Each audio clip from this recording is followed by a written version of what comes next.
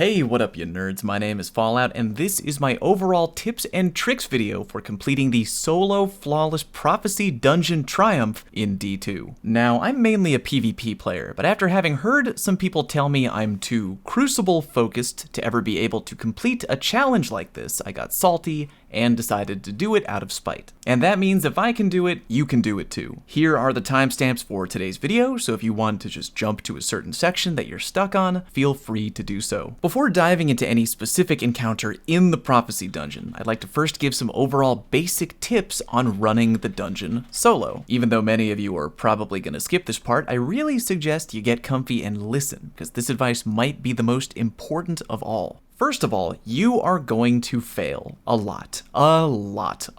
And guess what? That's okay. Like anything in life, in order to get really good at something, you must learn and get experience, and in order to do that, we must fail. Nobody is going to complete their solo flawless on their first ever try. That's normal. You want to put yourself in the mentality that you need to practice each and every encounter multiple times before going for your true flawless run. When you've beaten every encounter in the dungeon by yourself multiple times, you will be ready. So expect to fail and know that failing is okay. Next up, see this right here? This is the mountaintop. No, not that mountaintop, a metaphorical one. Do you know what they say about getting to the top of the mountain? There's more than one way to get there. In the rest of the guide, I'm going to show you the equipment that I used. The equipment I used can be different from the equipment you use. There are several ways to climb the mountain, and if you have friends or clanmates or whatever telling you that their recommended loadout is the only way to complete the Prophecy Dungeon solo, kindly tell them to pound sand. Find a loadout that works for you and practice with it. Yes, some methods work better than others, but still, don't let other people tell you that there's only one special magic loadout to doing the dungeon. It ain't true. Speaking of loadouts, here's another piece of general advice that you should take, regardless of what class you play. Expect to change your loadout in the dungeon a lot. I'd never soloed a dungeon before this one, and initially went in with the mentality that I'm going to find a good loadout and rock it the entire time. Hell to the no. Realistically, you're probably going to change your weapons and maybe even your subclass after almost every encounter. Your Guardian is a beautiful Swiss Army knife with many tools for many different jobs. Don't try to brute force one specific loadout the entire time. A knife is a great tool for many things, but sometimes the best tool to open a can is with a can opener. Okay, so we got expect to fail, practice each encounter a whole bunch, know there are many weapons that you can succeed with, and be prepared to switch up your loadout a lot. Good. Last thing I should tell you is that RNG is always a factor. You'll know what I mean when you run the dungeon a few times and fail. Sometimes things will fall out of your control, like when a Taken Knight decides randomly to charge you down around a corner while you try to regen your health, when other times they feel like they can't be bothered to chase you at all. RNG is a thing, and you will fail to random chance, I promise you, but you just gotta learn to roll with it. Okay, let's move on to general gear picks that you should keep an eye out for, starting with 4 armor mods: Taken Barrier, Hive Barrier, Taken Armaments, and Hive Armaments. The armament mods, as you probably know, will give you heavy ammo directly into your equipped weapon when killing either a Hive or a Taken with a grenade. That's obviously very handy because there's a ton of Taken in the raid. The Taken Barrier mod makes it so that when you take damage from a Taken enemy, you will get a 20% damage reduction to incoming damage for 10 seconds. Now, even though there's no Hive in the dungeon, the Hive Barrier and Hive Armament mods will still work on Taken that used to be Hive, meaning if you get shot by a Taken Knight in the first encounter, a Hive Barrier or a Taken Barrier would activate, because in-game, Taken Knights are technically Hive too. Remember though that Scions are former Cabal, so Hive Barrier and Armament mods won't work on them. If you want a quick guide on how to farm for these Taken armor mods every week without any real effort, I put a video out on that recently, link in the top right corner now. On top of that, it might be a good idea to have each a minor resist, major resist, and a boss resist armor mod, and if you can swing it, a solar resistance mod and a void resistance resistance mod. I gotta be honest, out of all the armor mod picks I had on for my solo run, the one I now regret having on the most was boss resist. You wanna know why? Because the bosses in this dungeon are an absolute joke. In time, you will learn to not fear them, as almost all of them are absolute pushovers when it comes to the DPS phase. I'm completely 100% not kidding. The bosses are all trash, and what you really, really need to be afraid of are these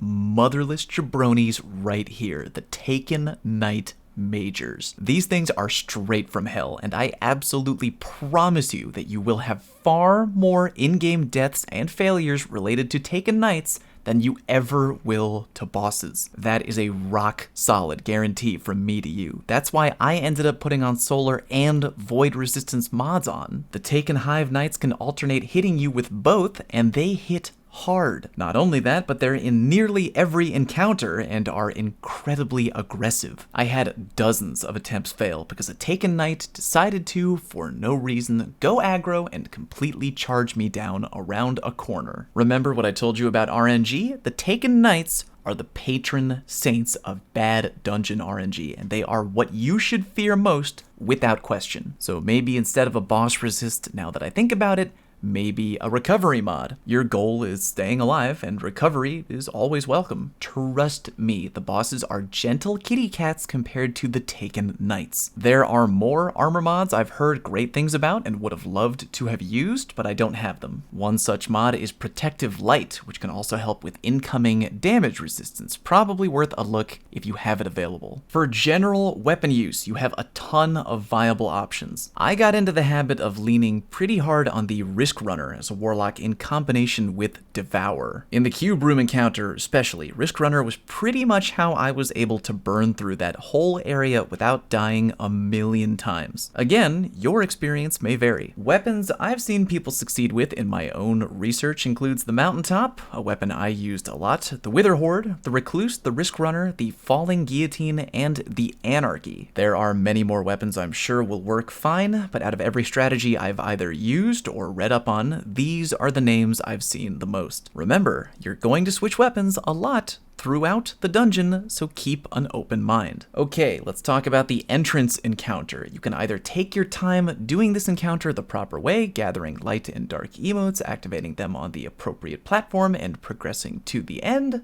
or if you start the entrance encounter with a sword, you can literally swipe all the way up the first tube on your left and take a massive shortcut to avoid the entire ordeal. Every class can do this shortcut, I've seen the proof, but when playing with my warlock, I simply start off the raid as a top tree Dawnblade to sword swing all the way up, then Icarus dash 2 times to reach the top platform. If you want to run the first encounter the way it was meant to be done, well, good for you, but I found that after a ton of failure, I simply didn't have the patience to run the opening spiel properly anymore, and saved myself a bunch of time. Alright, the first actual encounter, the Phalanx Echo. The worst part about this encounter is how small the area is. You'll notice that every major encounter in the dungeon is so hard because the game forces you to fight in a small condensed area, which improves your odds of getting mollywopped by the Taken. As mentioned, your hardest challenge will be the Taken Knights by far. I used the Risk Runner to help clear the Taken Scions, Mountaintop for the Knights, and the Falling Guillotine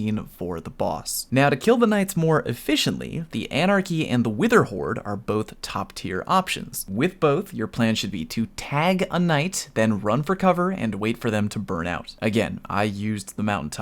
Not as effective, but I'll explain why in a minute. Remember that when fresh Knights pop in, there will be 3 of them. If you want to really be over the top safe, you can kill one Knight right away without caring what type of motes he drops, just to get his butt off the field immediately. That'll leave you with just the 2 Taken Knights and the boss, provided you kill all the other adds in the area. The boss looks intimidating, but the Knights are far deadlier. I got to a point where I was willingly running right in front of the boss to grab motes because honestly, he doesn't hit very hard, and most of the time he tries to blast you away, which is kind of easy to dodge. When activating and cleansing each of the 4 plates, remember, you do not need to be standing on the plate in order to cleanse it. As long as you're jumping over the plate and you're even remotely near it when you jump over, you can activate in the air and it'll count as a cleanse. The 2 plates that are high up are the easiest ones to do because you can jump up the wall from the back, jump straight up behind the plate, activate, and that counts as a cleanse. I recommend going for the 2 lower plates first because they're harder, and then leaving the easier, higher plates for last. The reason I ran with the Falling Guillotine Sword is that for the time being, Radiant Well Warlocks can one-phase the Phalanx boss with a well and a god-rolled Falling Guillotine. Yes, the guillotine was recently tweaked by Bungie because it had an extra post-swing damage attack, but even after that performance tweak, Warlocks can still one-phase the boss with the guillotine. Even when the Taken Goblins pop in to start shielding the boss, your Well of Radiance will allow you to damage the boss even when he's being shielded. A Lucent Blade armor mod will do well here for the extra damage output, and obviously a sword with Whirlwind Blade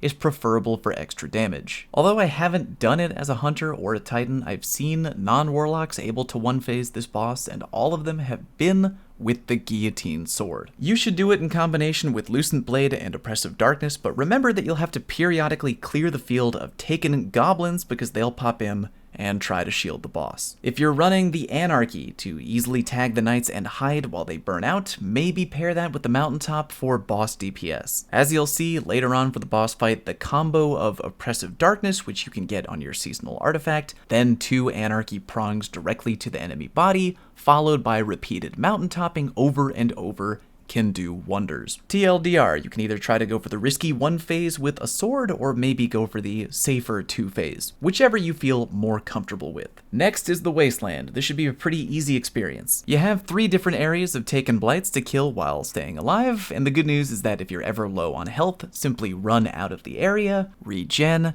then get back in the action. You have so much room to chicken out and run away here, dying should not be a concern. I used a bow out here because it was easy to murk the Taken snipers from downtown. Anarchy as well to one-shot the blights from the inside, but really you could beat this encounter with any loadout as long as you're patient. You don't need to kill the big minotaurs roaming around, but I usually did because F them. Next is the Cube Room, which I consider to be the second major dungeon encounter. Once again, the final bosses of this encounter are an absolute pushover. If you make it to them, consider yourself on easy street. Your main challenge is staying alive through all the trash and, of course, the Taken Knights. Remember, every time you kill a Taken sniper, a knight will spawn, and vice versa. I recommend killing 1 Taken sniper right off the bat to give you a little breathing room up top, then murk all the trash on the ground floor before proceeding with killing your first knight. Warlocks, I found success with Risk Runner and Devour, which is a godsend for the Cube Room. Between eating your grenade for immediate health and Risk Runner's unlimited ammo when being touched by anything arc, you can get a ton of health regen as a Warlock. I used the Mountaintop for one-shotting the Taken snipers, and believe it or not, the 21% Delirium for shredding the knights pretty easily. Again, use whatever you feel works. Hunters, you'll probably have an easy time if you rely on camo abuse. Tagging the knights with the Anarchy, then camo hiding in the shadows while they burn out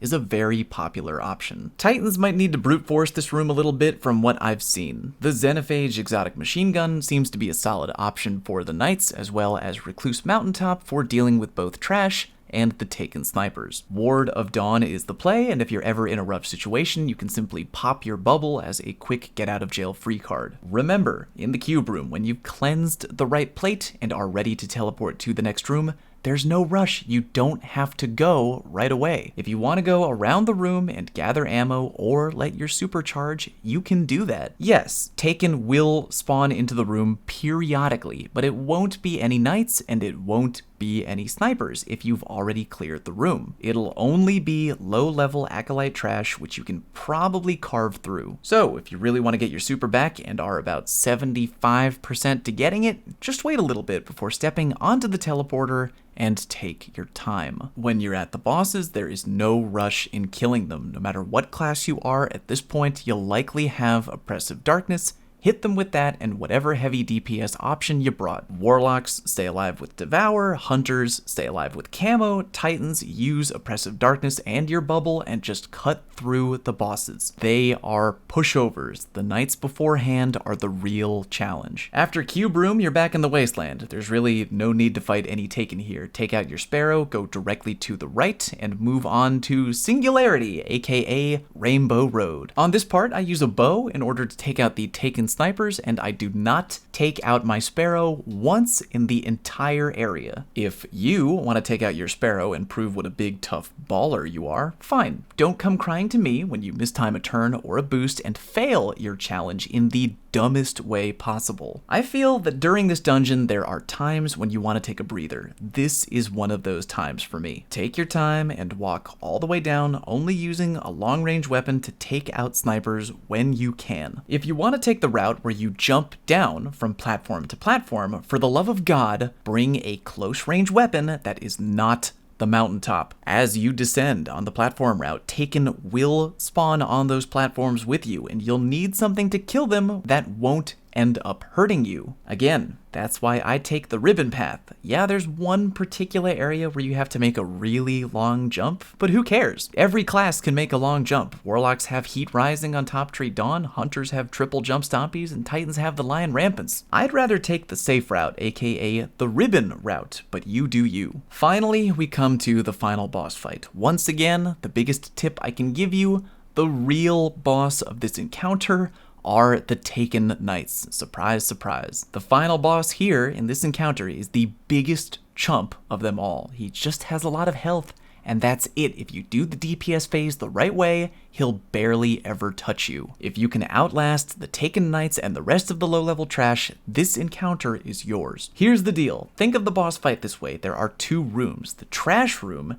and the DPS room. When you've cleared one of the rooms, you will take a short break. Why? Well, because there's no time limit and you can wait as long as you want before going through the purple teleporter into the next room. Taken trash will occasionally spawn into the trash room while you wait, but again, only low-level trash. Take your time before teleporting into the next room. Charge your super before teleporting each and every time. I am deadly serious. Warlocks will appreciate either a well or a Nova Bomb, Titans will appreciate a free get out of jail bubble, and what hunter wouldn't appreciate a free tether? As a Warlock, I use Devour, Recluse Mountaintop, and believe it or not, the Wendigo. I'm sure you could just as easily use the Xenophage if you like, but I liked the Wendigo. Hitting a Taken Knight with the Wendigo blinded them, meaning I could easily clean them up with a Mountaintop. The Trash Room is a weird encounter. Starts off at maximum hardness, giggity, and then gets easier over time. With that in mind, I recommend that maybe you use your super right away each and every time you are back in the trash room. As a Warlock, my Nova Bomb is an instant night killer, and it activates my Devour. Win-win. Titans can probably pop bubble right away to safely protect themselves while taking out the Knights. Hunters can just abuse their never-ending camo, but I'm sure a fat, juicy tether right off the bat would probably help out too. When you have the first plate cleansed and the first ogre dead, the trash room becomes much easier because now you finally have some more breathing room and a somewhat safe area you can go to. It's not completely safe, I've died there before, but extra breathing room does help. That's what I mean when I say the trash room starts off hard but gets easier. Don't be afraid to spam your energy and power weapons here because again, you want to do anything you can to get that first plate cleanse. When the trash room is cleared, remember, wait for your super to charge, and if you have Taken armaments, let Taken trash spawn into the room every few minutes so you can grenade them for free and boom, easy, heavy ammo. When your super is full and when you have plenty of ammo, teleport into the DPS room. I strongly recommend Oppressive Darkness and the Anarchy. Don't have the Anarchy? It's now easier to farm than ever before, and you can farm it as many times as you want each week. Link to my guide on that in the video description. Remember when I said you're going to be switching your loadout a lot in the dungeon? Every time I went into the final DPS room, I would switch from Wendigo to the Anarchy and from bottom tree Nova to top tree for the stronger, longer grenade, which translates to longer Oppressive Darkness. But yeah, you have time before teleporting between rooms, so why not change your loadout? If you used Xenophage to murk the Knights in the trash room, take a breather and whip out Anarchy, or whatever other power weapon you might want to use. The point is, to take your time. When in the DPS room, all you have to do is remain calm and take out the hobgoblin snipers. I brought a bow for that, but use whatever you want. Preferably not an energy weapon though, because all energy and power weapon ammo you want to spend on hurting the boss. My process was, if it's just me and the boss, focus on DPS. The second the snipers pop up though, quickly take them out with a bow, then return my focus to 1v1ing the boss. As long as you play it really safe and stay behind the cubes when he attacks, you will be fine. Once again, the boss is a pushover, and the real challenge is the knights in the trash room. If you get to the boss room and fail, I urge you to not rage quit and restart the entire dungeon, because you need practice. It hurts to fail, but the boss room can be tough, so whenever you get there, make it a habit that you try to finish the boss encounter even if you die each and every time. Hopefully you get enough practice to learn how to survive in the trash room, which is the hardest part of the encounter by far. And that's it. If you want to see what weapons I used specifically for each encounter, check the link in the video description of my unedited dungeon run. It shows the full run start to finish. Please remember that there are really a ton of weapon options. You don't have to use what all your friends tell you that you gotta use, or even what I used. Find a loadout that works for you and stick with it. If you have completed the dungeon flawless and you have specific advice you'd like to share, please do so down in the comment section. Thank you all very much for watching. Good luck, go get some practice, and I'll see you next time.